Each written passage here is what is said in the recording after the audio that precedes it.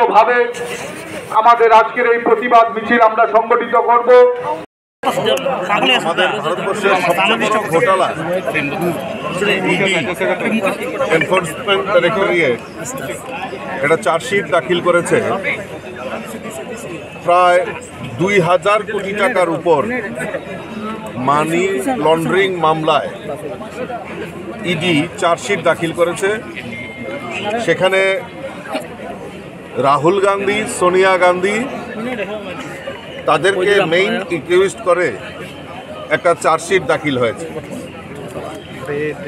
অবাক করার বিষয় যে 1937 সালে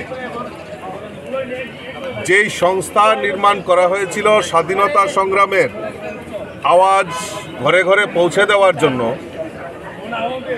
সেই সংস্থাকে হাতিয়ার করে এই সোনিয়া গান্ধী, রাহুল গান্ধীরা 2010 সাল থেকে এই ন্যাশনাল হেরাল্ড যে সম্পত্তি, তার যে সম্পত্তি যেটা একটা অবাণিজ্যিক সংস্থা হিসেবে গঠিত হয়েছিল, সেই সংস্থার কলকাতা, ভোপাল, পাটনা, মহারাষ্ট্রে একটা বিশাল অংশের যে সম্পত্তি, এই সম্পত্তির হাতিয়ে নেওয়ার যেই ঘটনা ওনারা করেছেন, 2014 সালে ইডি সেই মামলা গ্রহণ করেন।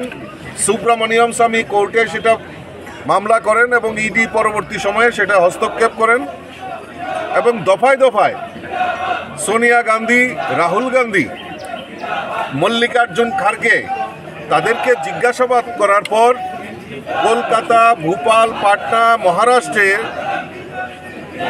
এই ন্যাশনাল হেরাল্ডের যে সম্পত্তি, এই সম্পত্তি সম্পর্কে বিস্তারিত তারা সেখানে ইনভেস্টিগেশন করেন ইডি।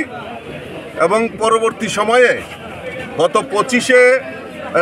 15ই এপ্রিল 2025 ইডি চার্জশিট দাখিল করেছে এবং হাজারো হাজারো কোটি টাকার এই মানি লন্ডারিং মামলায় সেখানে সোনিয়া গান্ধী, রাহুল গান্ধীকে সেখানে ইডি একুইজড করেছে।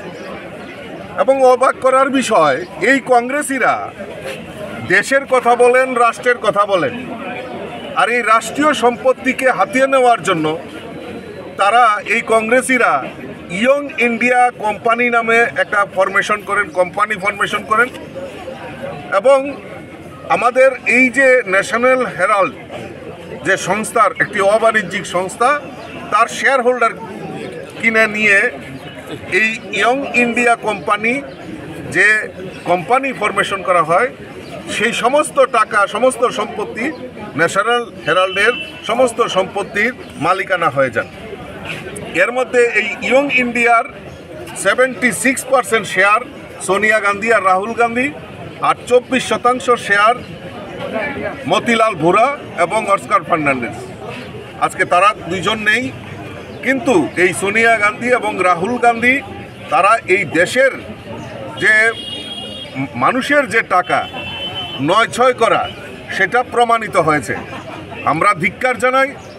আমরা সমস্ত ভারতবর্ষে এই কংগ্রেসীদের যে নৈতিক অধঃপতন, এই যে চরিত্র, এইটা জনসমক্ষে তুলে ধরার জন্য আমরা প্রতিবাদ মিছিল সারা ভারতবর্ষে ভারতীয় জনতা পার্টির নেতৃত্বে হচ্ছে, যুব মোর্চার নেতৃত্বে হচ্ছে। আজকে আমরা আগরতলা শহরেও আমাদের ভারতীয় জনতা পার্টির ত্রিপুরা প্রদেশের যুব মোর্চার সিদ্ধান্ত নিয়েছে, তার জন্য একটা প্রতিবাদ মিছিল এবং এই দেশের সম্পদকে কিভাবে কংগ্রেসীরা নষ্ট করেছে, কিভাবে তাদের ব্যক্তিগত সম্পত্তিতে রূপায়িত করেছে, তার জনসমক্ষে তুলে ধরার জন্যই আমরা আজকে এই প্রতিবাদ মিছিল করছি।